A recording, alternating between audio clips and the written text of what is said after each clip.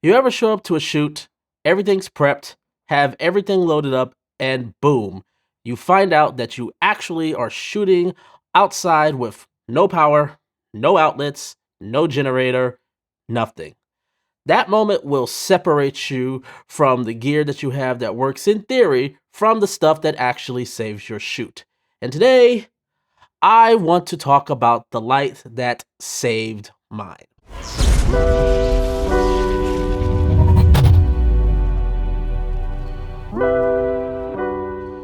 What's good, everybody? James Jackson here, back again with another video. If you're new here, I do tips, tricks, news, and reviews for the film and video making industry. If this is content that you like, definitely make sure to hit that subscribe button and hit that like button to help the channel grow. Full disclosure, GVM did send me a 3 light kit over for me for free. I do get to keep the lights, but GVM has not seen this video prior to its release, and they have no input in what I can say or not say. And as always, I will always give you guys my full and honest opinion, thoughts about these lights. All right, let's break this down.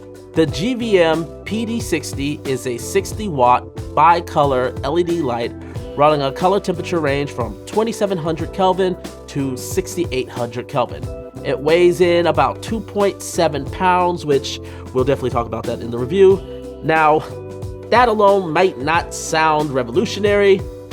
There are plenty of 60 watt cob lights on the market, but what makes this one stand out a little bit more is the built-in 6600 milliamp hour battery. That's right, no V-mounts, no wall plugs. This thing can run at full power for up to 2 hours with this internal battery, completely untethered. That's huge for mobile shooters, especially documentary filmmakers or wedding crews working fast and light. And just for numbers, the output on this with the bare bulb is 2100 lux at 1 meter bare bulb and over 9200 lux with the included reflector. Add in GVM's Fresnel and you're getting even more punch out of it. For something this small, the output is very impressive. Now, let's go over what you get in both the single case as well as the 3-set case. Hello, welcome everybody. How are you all doing today? Right now I'm going to show you guys what you get in the cases for both the single kit and the dual kit. Now, I need to clarify a couple things. So I didn't get like 4 lights that you could try out. I actually was supposed to just get the 3 lens kit, but one of the lights they sent me for testing ended up being defective, so they sent me a single kit case. But this is also good so you can see sort of the differences between what you get in this case versus the 3 lens set case. Now, I actually got, I'm gonna just be honest with you guys, I've got my notes right here because also the other thing is that what you would typically get in the case is not what I have in the 3 lens kit or the single kit. GVM was kind enough to customize the set for what I was requesting of trying out with these lights. So my light set has been modified compared to what the general audience is going to be getting. So that's why I have the notes, so to make sure that what I show you guys in the case is what you get. Let's start off with the single kit. So first you get this little case, which is actually, I will give it, it's a pretty solid, sturdy case. I think this can definitely endure some longevity. So again, right now there's no light in this one, but you would see in here, you would get the lights, but you would also get the reflector dish.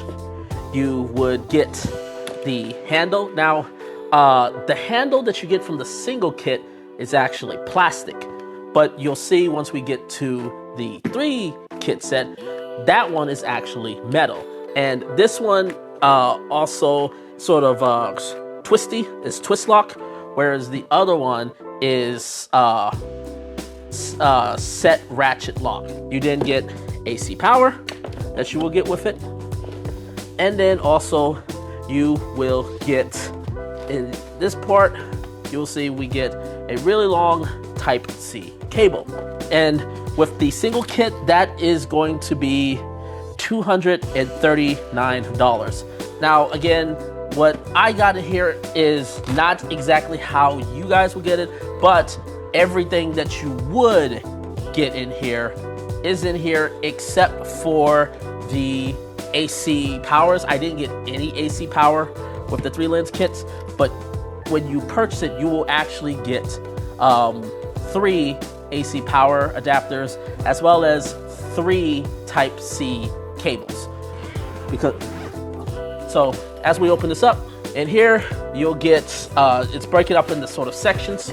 So the top portion, as you'll see right here, we have the metal version, which again has this sort of like section ratchet release option. Now, what I also got was these tabletop stands, which is really dope. And you can basically you can twist these and basically put them on a set. So they're designed for tables. So if you want to do a tabletop, like I was doing during the A roll of this video, that's what you get. You get 3 of the reflector dishes.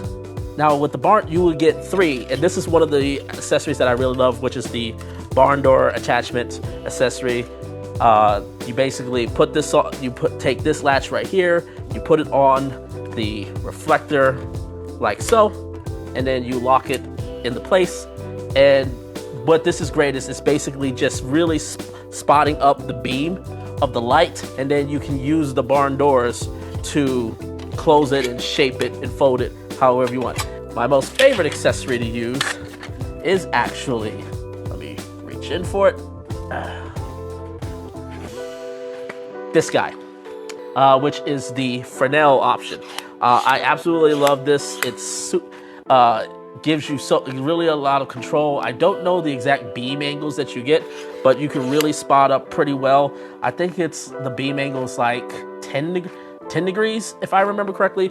But if I'm not, I'll make corrections and put it in the script. But this is my favorite accessory to attach for it. And with the 3 light kits, you get 1 of these. Now for mine, GVM gave me 2 of these. So sacrificing these, I ended up getting the Fresnels. In this section right here, in the middle section bottom, you get the lights themselves. And then on this end right here, you will get 2 of these softbox units that you see right here.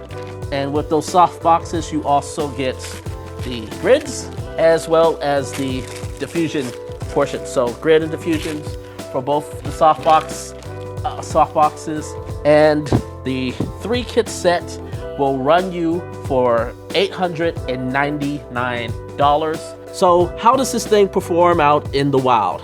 I've used the PD60 on a number of projects already. I primarily have run them as hair lights on my interviews, which gives me that nice edge separation from the background.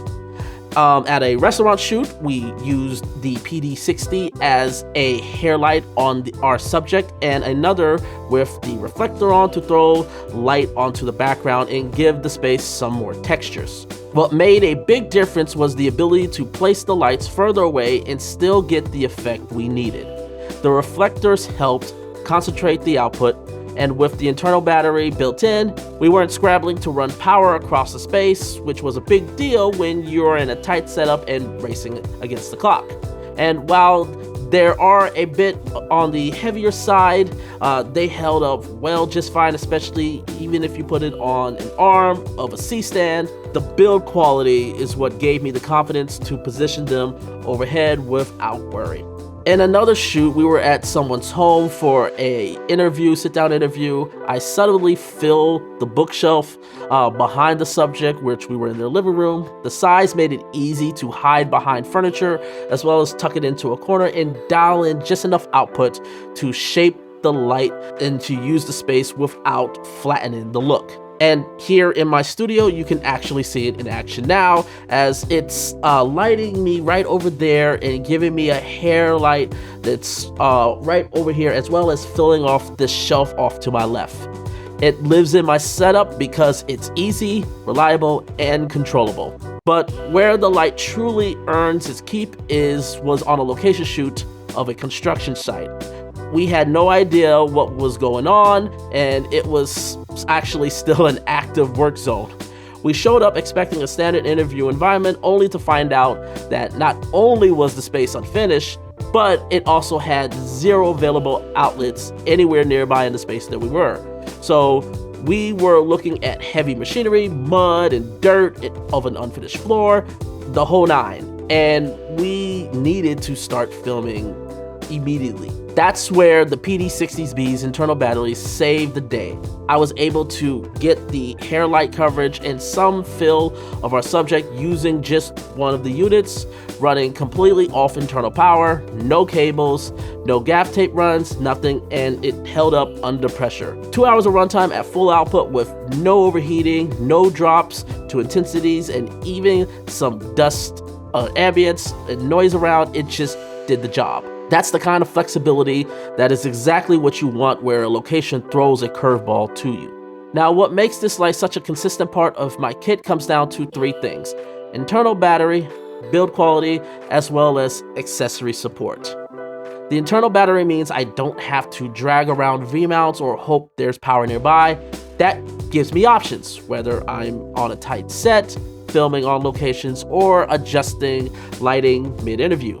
The fact that I can run for 2 hours of solid at full brightness is a huge bonus. And also, the size is what makes this thing portable, but the construction feels durable, and I trust that from a boom arm I can rig overhead, and again, the weight comes with some additional things. I mean, you don't have to worry about doing much damage to the light. Honestly, you'll probably do more damage to the light than hitting someone over the head than actually damaging it. So it's a good potential baton or way to beat somebody over if you need to get away. Now, one thing I really want to highlight is the IP25 rating, because honestly, not enough people in this space break down it properly. You'll see creators mention the number, maybe toss in a splash proof line and move on, but a lot of folks misunderstand what the IP rating means, especially when they see a low number and assume that that means the gear is poorly protected, and that's not exactly how it works. IP ratings are made up of 2 digits.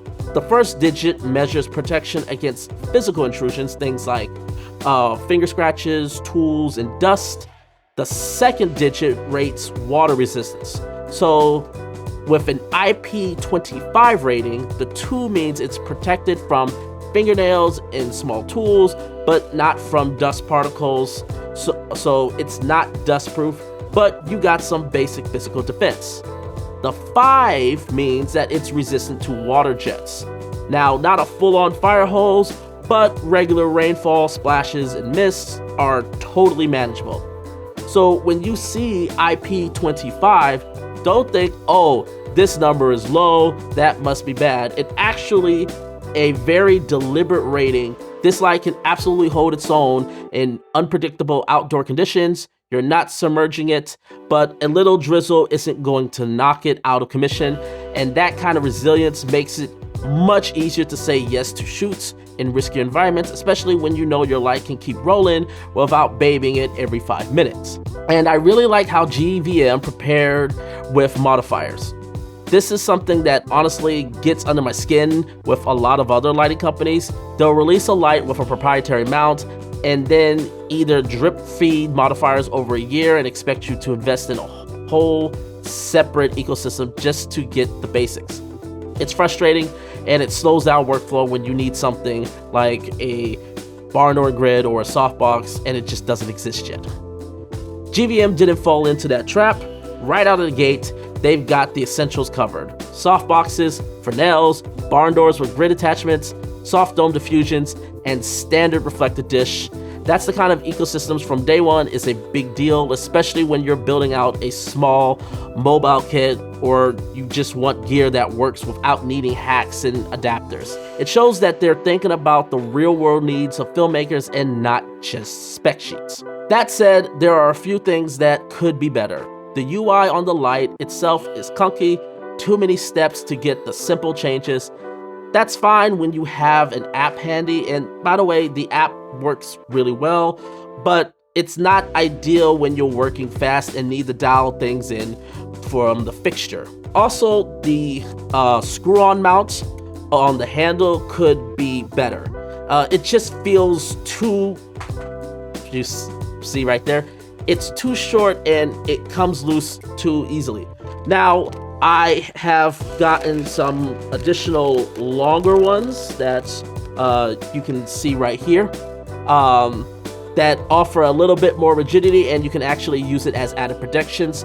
I've got a link to this specific one down in the description below, so check that out. I'll also maybe leave a link up here as possible.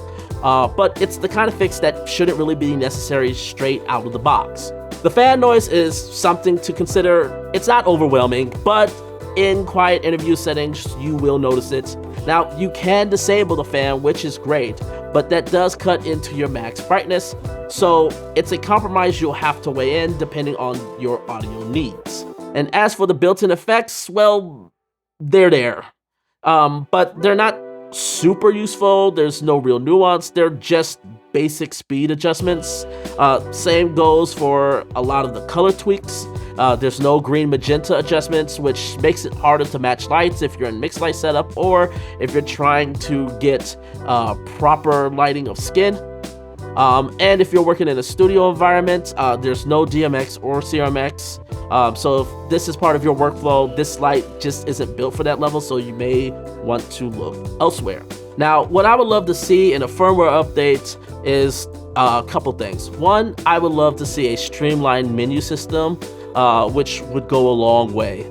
Something that makes adjusting color temperatures and brightness a two-step process, not 6. Adding green magenta tint control would make this such a better adaptable light in color critical shoots. And if GVM could refine the effects engine to allow some more dynamic effects where you can do some intensity, some speed ramps, some variations of the effects, that would make this actually useful in a lot of creative settings. I think what's exciting about this light is how much ground it covers without needing extra gear. You know, it's not just an interview light. You can use it as a backlight through practical windows, bounce it off ceilings in tight rooms, or hide it in small sets where big fixes can't go. I've even thought about using it for small narrative scenes where space is limited and you need something a little bit more punchy, but need to be a bit more quiet. So here's the verdict. The GVM PD60B is a workhorse. Not the flashiest light on the market, but one of the most practical ones I've used this year. It's built for creators who value speed, portability, and flexibility. Whether you're shooting docs, YouTube content, interviews, or even client work on the road, this light right here delivers. I always say, don't obsess with wattage, it's about usability. And with the internal battery, strong output, and growing accessory lineup, the light punches way above this class. But let me know your thoughts in the comments. What lights are your kits right now? I would love to know, would you trust the GVM PD60 fixture in your workflow? No, let me know, leave your comments down below. And as always, please make sure to hit that subscribe button. And until next time, take care everyone.